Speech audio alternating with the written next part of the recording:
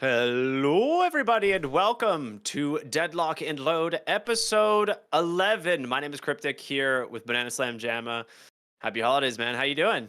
Happy holidays. I'm good, man.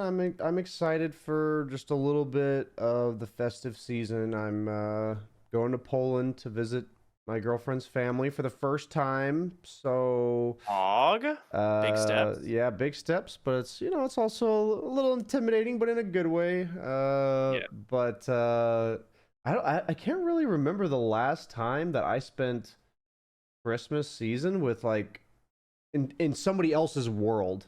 Do you know what I mean? I feel like we all kind of have our own worlds of like tradition and what we're used to doing and all that. So I'm pretty excited to just kind of be in somebody else's life and see what like this is going to be the norm. Like I'm going to be witnessing what she's done her entire life for Christmas, and that's exciting to me. So how about you, man? What are you doing for Christmas? How you been? That's really cool. I'm doing well. Yeah, doing good. I'm actually heading back home to the Central Coast of California for a couple of days, and then coming right back to do Christmas here with my girlfriend and her family, which will be my first time doing Christmas with her Wow, family. So big we're year kind of in for a us. similar boat. There Yeah, you go. kind of big. I've done a lot of holidays with them, but traditionally I would go back home and do Christmas with my parents and whatnot. But this year I decided to do it here instead. Um, so yeah, it'll be nice. I'm excited. It'll be great. It's gonna be a Yeah. good season. Yeah, I mean, speaking of the festive season aspect of it, I feel like, a big topic that we wanted to talk about today was the fact that Deadlock released its holiday skins and Christmas themed map and all types of things festive. And uh, it's something I've always appreciated in games. Just Yeah. keeping it visually fresh, keeping it fun, lighthearted. What are your impressions when you see what are your first impressions when you see the winter themed visual update and everything? So I think I was perfectly fine with there not being a gameplay update and that it was just a winter themed like visual update, and then they said like some surprises, in the patch notes, which we'll get to later, obviously in the cosmet when we talk about the cosmetics. But I'm perfectly okay with this. I think there's a lot to be said about a company that keeps the game like fun and creative in multiple ways instead of just trying to keep the game creative by patching constantly or making like updates to the game in that way, but instead are going like the artistic theme and saying, all right, well, we did something for Halloween, and it was fairly well received. I think a lot of people enjoyed it, and now they just turned it up way higher with this winter themed update. Like there's so much more effort put into this update than the Halloween one, and it shows, and I think it's great. Yeah, there's like the extra touches here and there. I feel like they did everything equivalently for what they did with Halloween. They did the neutral creeps, the little snowmen, little grumpy snowmen. They did uh like the random visual update, the map things, like just the zip lines have the wreath little upgrade update. Sorry guys, it's in the morning. The wreaths on the zip line, the little cute cosmetics there, which actually looks a lot like what it looks like here in the Netherlands, by the way. They have that across the road. So that kind of was like, Oh, oh, that's cool. yeah, yeah. So I can tell you in real life, it's equally as high quality of life to have little decorations around you. And then also for me, you were talking about it, the hidden cosmetics aspect of it. I feel like there's got to be a little bit of a surprise in there. You got to give people something that they're not exactly prepared for, or at least defeats the status quo that you're used to. And so I will say, shout out to the presents. I like them more than the pumpkins. It's not that Yeah, I I agree. dislike the pumpkins, but I think the presents just look nice, They and look that's super crisp. and you're also trying to like break boxes to get souls, and that so it really fits the theme of. I don't feel like during Halloween I'm trying to break open a pumpkin. You know what I Unless mean? you're being mischievous, you're Yes. a hoodlum breaking people's pumpkins on Halloween night, and then shame on you because people put a lot of work into those. Yeah. People out there that are breaking pumpkins, we're looking at you. We're watching you. I'm judging you. No, it's yeah, there's just so much that they did. From the title screen having like the cool kind of frozen overlay to a custom song, right? In like in the title menu, if you have your music turned off for some reason in this game, turn it on. There's a custom like reworked song for Deadlock, and it's very holiday themed with like some sleigh bells and stuff in there. Um and then, there's like Christmas lights and ornaments all over the map. The shops have been updated. There's like a Santa head where the shopkeeper used to be. You know, they did a lot of little details that add up, and I think it makes for a very nice touch. When we think about things like in other games, like we get Frostivus, we've had Frostivus quite a bit in the Dota scene, right? Like we kind of became familiarized with different seasonal and holiday events because we were used to seeing them all the time, and then they stopped kind of happening or they got less interesting. And I'm happy to see that Valve is like carrying the I guess the Torch. yeah, the torch, I guess, onto Deadlock, saying like we love doing this and we're going to keep doing it, and this is just the very first of these events that they've done. And I can only imagine, when the game comes out into full release, like they're gonna be events, right? They're not gonna mess around with them. Yeah, I mean, I guess on that note, it's pretty important to consider, like, later on in the podcast, we'll talk about what other games might be doing as well. But looking at Valve's history, right? I feel like TF2 always had like a lot of updates visually, cosmetic wise, and holiday seasons. And I feel like uh, Dota at one point, like I remember looking forward to Dire Tide like every single year. Frostivus, there'd be like Aghanim's Labyrinth and stuff. And the thought that comes to mind for me is that I feel like you can tell almost immediately in Valve's case how invested they are in the future of a game if they are doing these things. Like, this Yeah. is the true way to show that they love the game, because you don't have to do any of this, like, theoretically. Like, obviously, you want your players to play and people care about it, but you could just not. In regards to the gameplay itself, it doesn't change anything. So for them to show what they're doing with Deadlock, they've stepped it up every, like, the holidays 2 times in a row now, meaning like it's a little bit more than last time. And you'd mentioned on release, it's a pretty good indicator that that's probably what they're going to do based on previous titles released by them. And I'm definitely interested to see what a game like Deadlock looks like with like a battle pass or some form of compendium that they do in Dota, or like anything of that kind. Special events, like, I think of Aghanim's Lab I mentioned, which is like an extra version of Dota where you got to go through like an ARPG almost, and roguelike. And I'm like, oh, what could you do with Deadlock for It's that? unlimited the Yeah. amount of cool shit you can do with like a custom game editor. We're pretty far away from that. We're still in alpha, but or beta, closed beta, maybe. Who knows which one it is. But in terms of the potential for Valve to do cool stuff like that, it is huge. And that's the stuff that makes me really excited for the future as well. Yeah, absolutely. And I mean, we touched on it. I feel like for these type of events, it's always nice to throw a little bit of a surprise in there. Like, okay, I read the patch, like it's pretty vague. I go into my game, I see all the visuals on the map that we talked about, but then they added this little extra, which I thought was cool. That every hero has its own quest, uh, that allows you to unlock a free skin. And they're Yeah. all, I think it's funny because I feel like your creativity on skins in Deadlock has to be a bit limited, because like in Dota, it doesn't matter if I change my hero model drastically, because as long as I'm still the same hero. But in Deadlock, you have hitboxes, right? You have like, you can't like significantly change the size of someone's head or whatever they're wearing, because then their hitboxes change. So I think they did a really good job considering that limitation, because that was something I remember thinking, like, if they ever release sets for heroes, that's going to be a hurdle they have to worry about.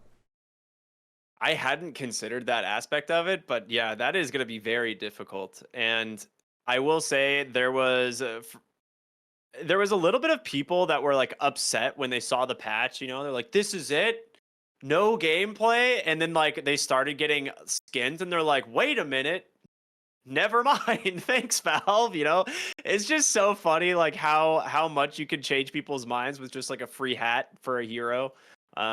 And some of the holiday skins are really funny and creative.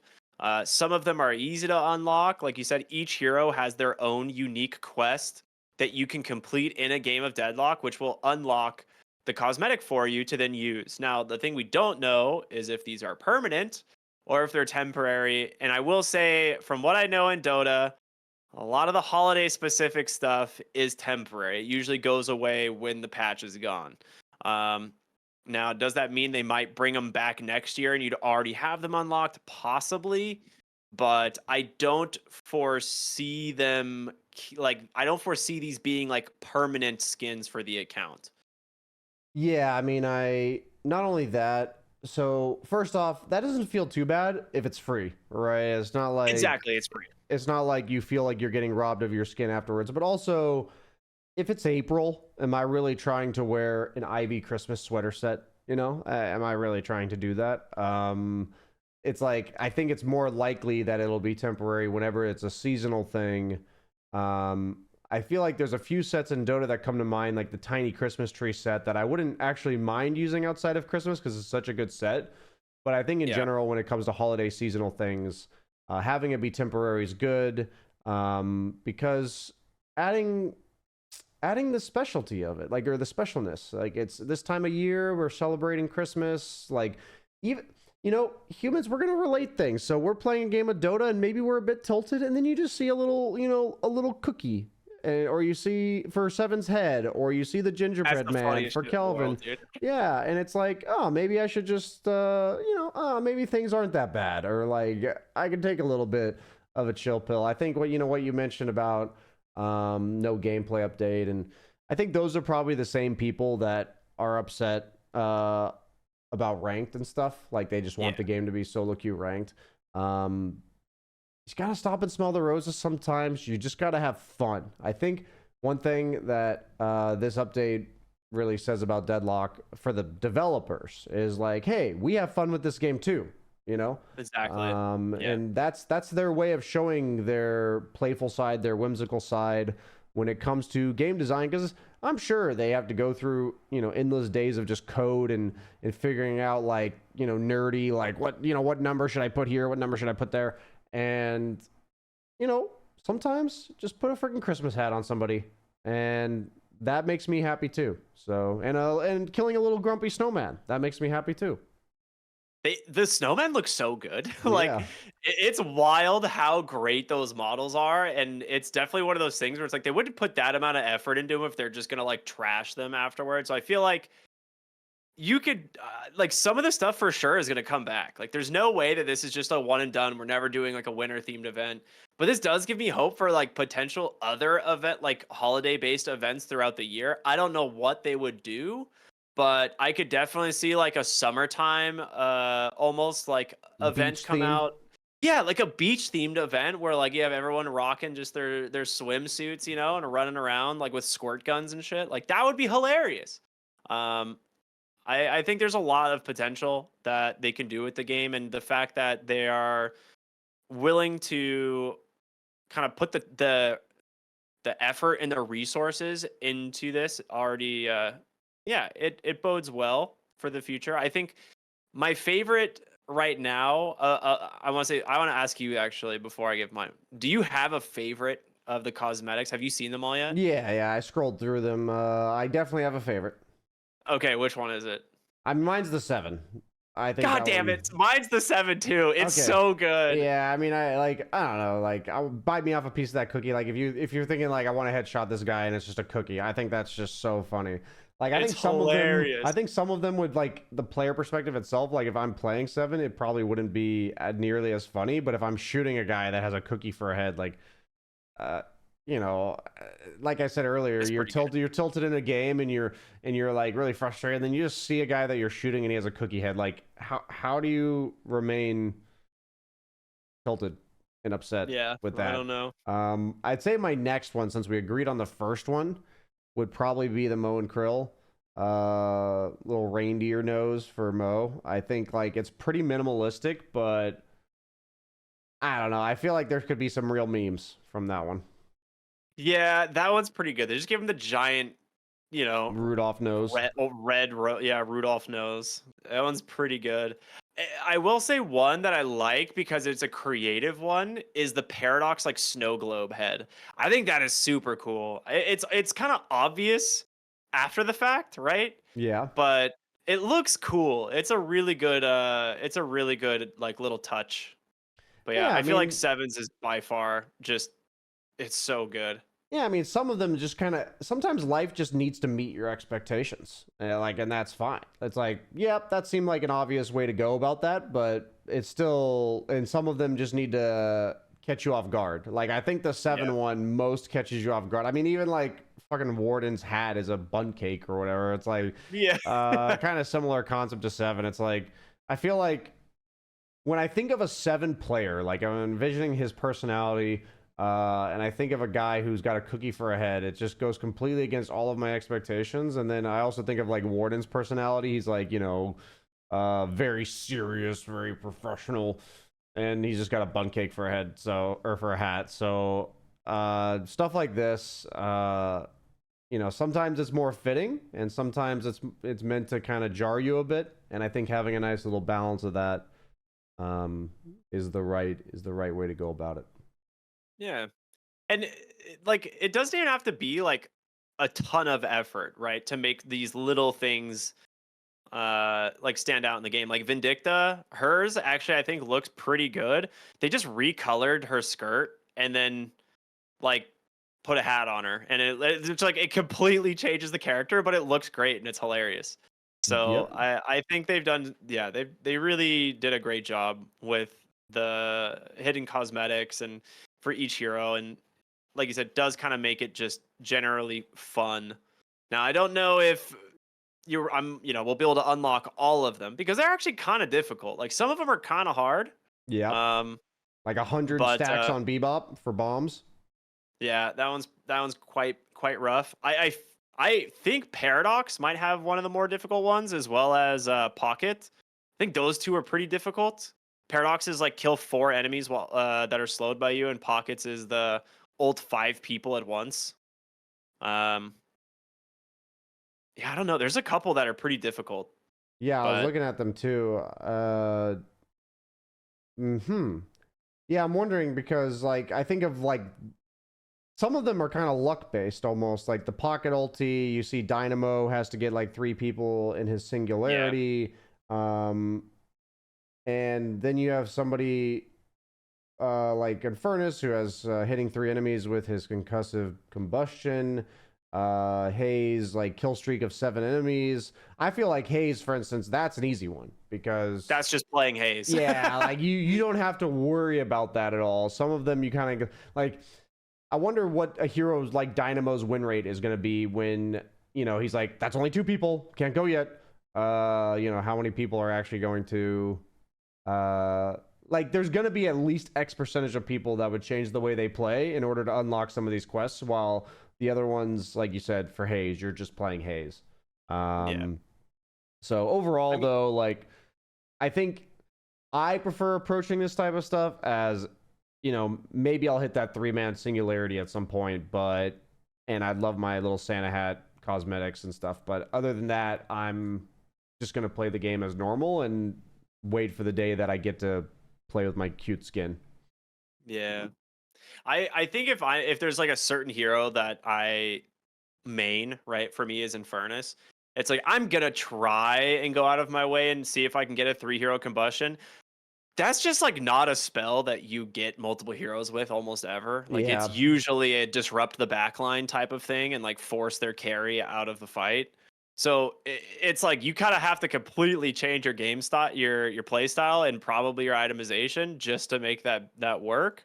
But like it could be done, without like griefing, I'm pretty sure. Like I think that's the thing I kind of like about these is they're all achievable without like completely griefing a game. And there's been, times in where we've played Dota where you're on a cavern crawl and you're like, well, this is the only hero I can play, and I can't play them, so I'm gonna grief this game until I get it. And And it just sometimes happens like you that. see the game history of red. Now the question is, you know, what if I just go my standard Shadow Weave Warpstone Infernus build in order to position properly to get that 3-man combustion? Just Yeah. waiting in the midst, waiting for the fight to break out. Could I ignite everybody and go for a 4-man ulti? Sure. Or I could just wait for that 3-man combustion, So, Yeah. I mean, at the end of the day, it's like, oh man, I feel like this is so weird coming out of my mouth, but in the past, I've been a pure solo queue ranked tryhard, and now it's like, I could envision myself doing whatever it took on a hero if I cared enough. Like I think I instinctually said I'm not going to change the way I play, and I have instantly flipped in the middle of this podcast, realizing You're like, that's kind of funny. Like I just want to have fun. Oh, like I'm gonna try to create a build that's sole purpose is to make me get a 3-man combustion, because you are not normally doing that at all. Yeah. Like if there's 3 people together, you're shooting them and you're ulting them as Infernus, and you're flame dashing on top of them. You're not worried about hitting Just them with getting the ult hit. with a Yeah. combustion. So, Like the one spell that is dodged by like half of the hero pool. yes. So yeah. Everyone sees it coming and they're like, "Oh, I better use my mobility spell real quick." Yeah, so that's just really funny to me. Yeah, now that I think about it, I'm gonna make it work. But no, I think that's what it's all about, though, is giving people just a little bit of extra motivation, a little bit of extra thing to play for and think about. And yeah, for me, like, just every time I scroll through these, I just have a little bit of a smile on my face, and I'm just like, oh, that's nice. Like, and having that in a game, we talk about we talk about the updates to gameplay itself and being like, oh, I get to try a new build and all that, but I think having the importance of just generally updating a game in fun ways we mentioned earlier. I guess I wanted to touch on this topic just from what we've seen historically.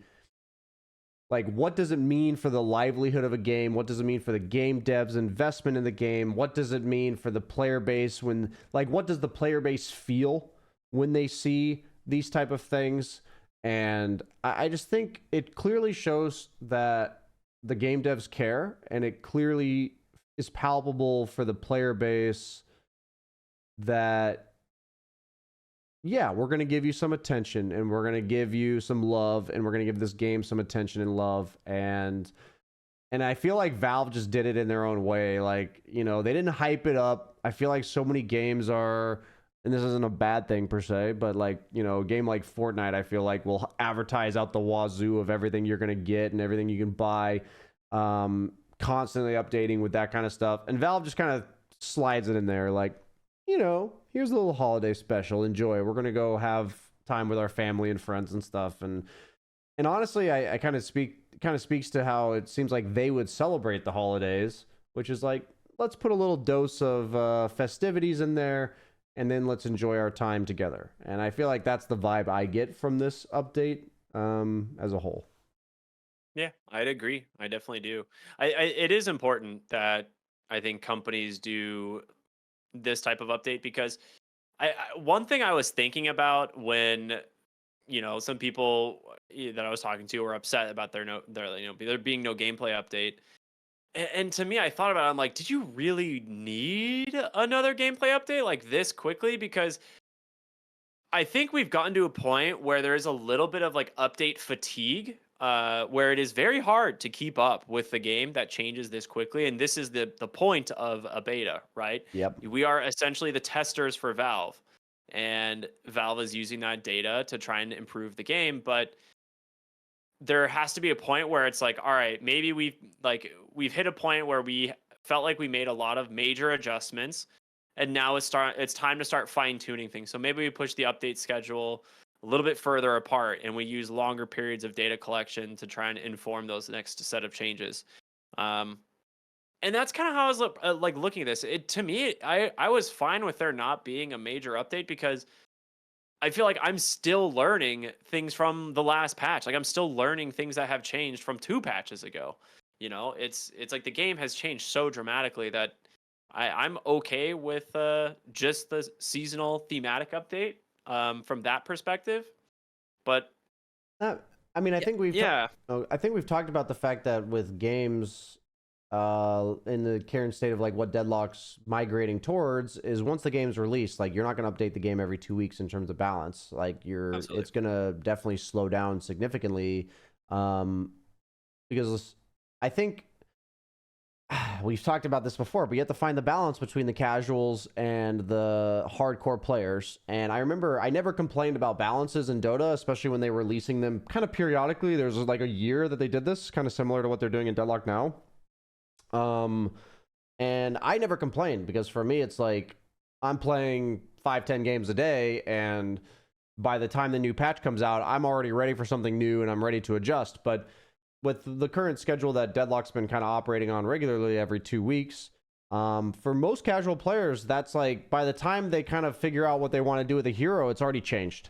And so, I think I'm not by any means advocating never update the game, but I am Yeah, advocating that the natural evolution that I think is healthy for a game ecosystem is for the game to first figure out what they want the gameplay to look like, which is what they're doing. Like with the so many constant updates, they're changing and tweaking so many major rules and aspects of the game. But I really do believe that the game's livelihood and uh, just the community aspect it is so heavily defined by this stuff, not by like the holiday stuff, not by yeah. the consistent gameplay updates. And and just a reminder out there, if people are kind of thinking about the gameplay updates and all that, like just remember to stop and smell the roses, guys. Like just stop and think like, man, this is nice. Like that's for me is what these type of updates say. And yeah, I think the update fatigue was definitely a thing.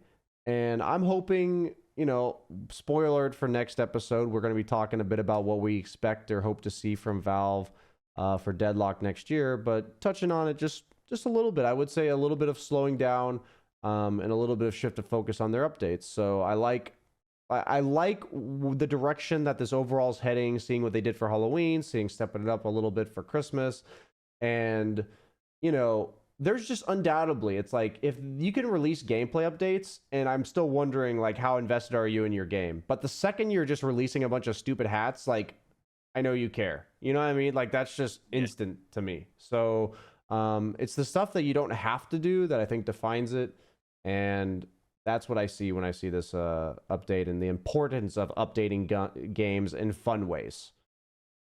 I think this is definitely got the full attention of Valve. I think it's pretty clear at this point that Deadlock is the number one most focused on project in their company, right? Like they have other stuff that they are working on, obviously, not just games that are currently already out, things like CS and Dota, but like they are working on other projects, like completely new games behind the scenes, I'm sure. So or at least that's what was kind of indicated in their documentary they recently released, which I don't think we ever talked about it. We may come back to that at some point because the Yeah, documentary was we quite. got too many topics right now, but we're definitely going Yeah, to do an episode on that. we'll do an Yeah. episode on it eventually, like when there's like a dead week somewhere. But um, yeah, it seems like Deadlock is the core of their focus, and with how big of a holiday update this is, uh, that is what kind of indicates it to me. It kind of reminds me of some of like the bigger Frostivus events we'd see in Dota.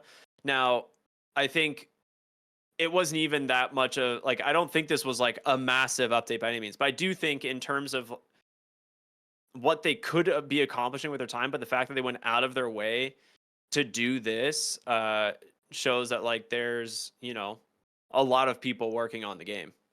Yeah, I mean, the funny thing is, I view so much of the game dev to player relationship. It's just everything's a relationship. Like you have the game devs, you have the players, the player base, and just like any other relationship, no matter how much I care about you, sometimes I just got to tell you, like whether it's with actions or words, like I care about you. And I guess for me, this is like the equivalent.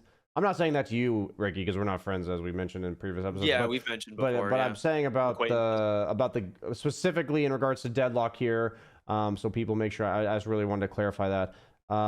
That this is, in my opinion, their way of saying like we love this game, we love the community, we love like we care about this, and even if the regular updates and how much time they're clearly investing in this has told us that the entire time. If nothing came out for Christmas, I feel like the first thing I would ask myself is, do they really care? Like that's like the first thing I feel like I would ask myself, and it seems maybe like a toxic expectation, but it's also for me, I said it's like it's so much celebration. I feel like of not just the holidays, but of your game itself. You get to have a little, you get to do stupid things that you're not like. You get permission basically. Like you normally wouldn't ever put a cookie on Seven's head or stuff like this. Like, but nobody bats an eye in terms of like that's weird when it's for the holidays because we're all just trying to enjoy a little piece of life, a little slice of life now and then. And so for me, that like I'm just my brain is racing about all the important reasons that a game gets these type of updates, and these are the vibes that I get, and it's just very warm and cozy. I'm imagining Valve is like Santa and I'm sitting on their lap and he's just like Merry Christmas, you know. That's what I imagine when I see this. And I think that the player base relationship with the game devs is always very hard to repair or come back from. So reason why I'm also optimistic about this game is because I feel like that is always been there. Like clear communication from Yoshi and the crew for updates and what they plan to do with the game and stuff like this. Just handing you a little present, effectively, for the Christmas season. And I really think it's such an intangible. Like it's so important for a game's life as well as the love for the community. So yeah, I'm just laughing because throughout the course, or smiling because throughout the course of this podcast, I feel like I'm smiling more and more, just thinking this is nice. This is just really nice. Yeah.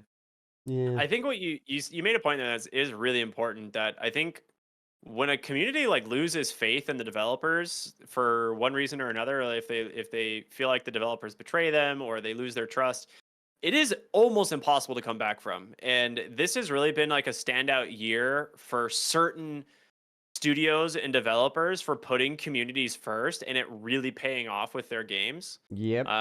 Like the one that comes to mind more than anything was Helldivers, a game that like just kind of came out of nowhere, had one of the greatest like community interactions with the developers, and they just listened day to day on what they wanted and like worked with their community to build a better game. And it makes a big difference when you have that type of communication between the developers and the audience. And Valve is definitely doing that here, and I think it's something that they plan to easily like to definitely carry on through production of the game, like when it gets fully released. And like you said, next week we plan to talk a lot about like expectations and kind of our hopes and dreams for Deadlock into 2025. And there's so much that we can talk about, and I can't wait for that episode. But yeah, just right now, it's like you got to give props to the development team at Valve for definitely being like a community first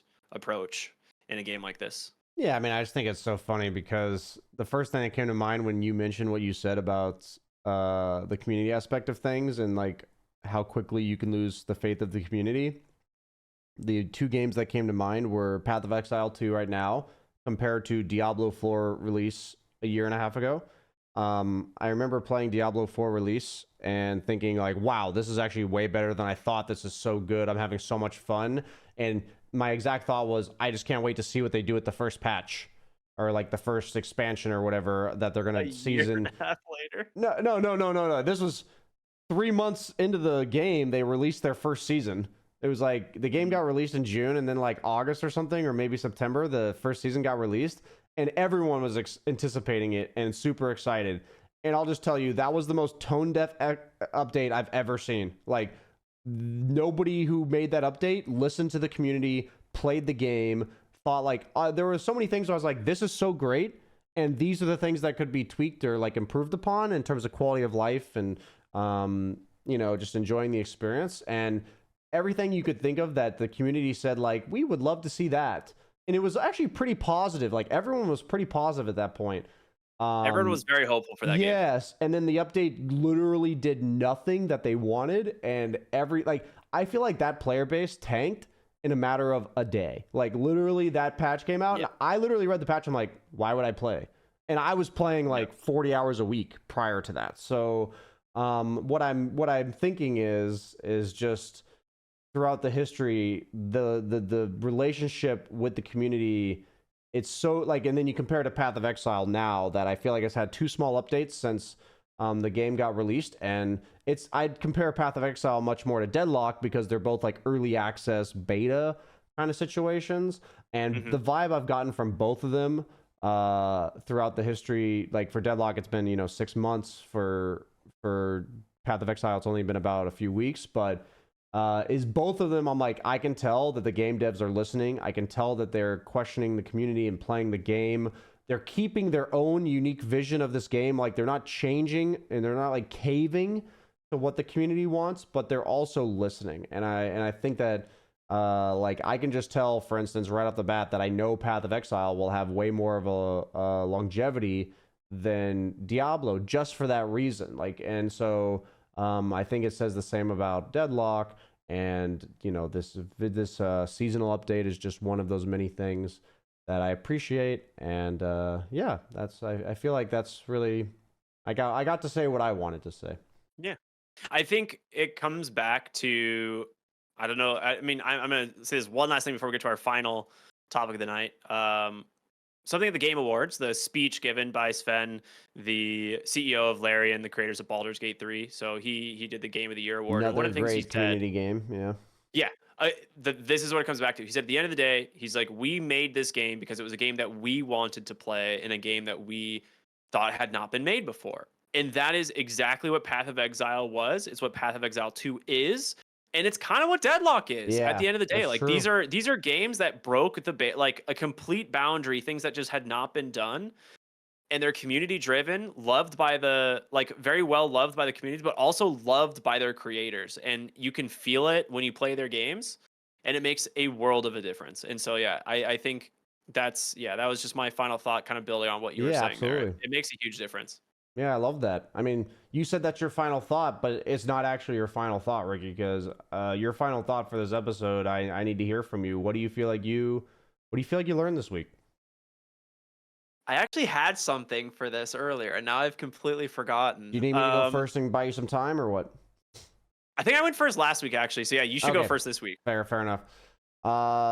So for this week, what I really learned is it's such a cliche to say like the importance of taking your own advice, but I feel like it's so easy to learn lessons throughout life and then just kind of you don't use them for a while. And so like I had several instances in the last week of friends having a tough time or just talking about something and being like, oh yeah, this is my perspective, and this is what I would do in that situation.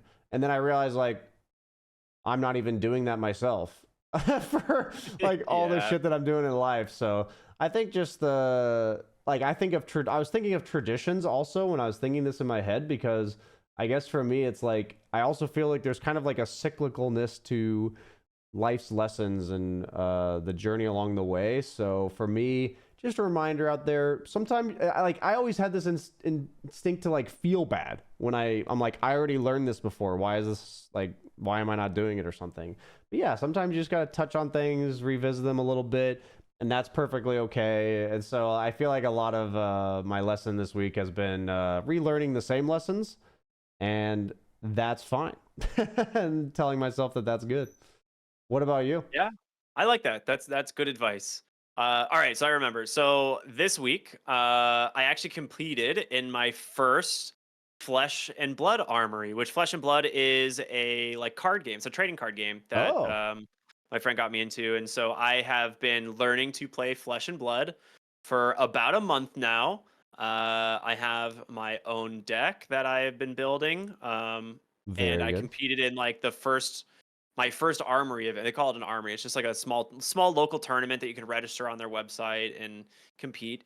And I went 1-2. I won a game. There you I couldn't go. believe it. I thought I was going to get shit canned, and I won a game, and I couldn't believe it. And it was a great feeling, and I was very happy. And I could see the progression and what I could like, how to play, how I should be playing, and kind of learning a lot from one game to the next. So it was a very fun experience. Shout out to the one guy that allowed Ricky to win that game. Yeah, he intentionally lost. No, I actually caught him off guard. I made a really good play. It was nice. I believe you, man. No, I mean, I love that feeling. I mean, God, now my brain's racing for all the things I want to talk about, but that's why we have more episodes in the future. I love that. I mean, games are all about that exact experience and feeling like you learned something a little bit different. You got to try your different approach and all that, and learn along the way in your own way. So yeah, no, I love that. And I didn't know you did that, so that's cool. And Yeah, fun little thing. that's Do what it for friends are for too. Getting you into things that you would have never thought to try, and maybe breaking that barrier to entry. And on that note, make sure you guys mention Deadlock to your friends and talk about all the beautiful cookies and hats and stuff. And it's not that hard. They just have to use the sub ability on 7 to kill them with a Thunderbolt, and they'll get that cookie. Yeah. And while you're at it, don't forget to mention our podcast to them. We'd really Well played. appreciate it. If you guys are watching on YouTube or listening to it on Spotify, please subscribe to us. We'd really appreciate it. It would mean a lot. We're going to keep doing this as long as we possibly can, but that's going to bring episode 11 of Deadlock and Load to a close, and we will be seeing you all at a different time next week. We are moving the podcast just ever so slightly, but don't be worried. We'll be back with episode 12. So thank you all so much for listening, and we'll see you next time. Yep. See you guys next time. Peace.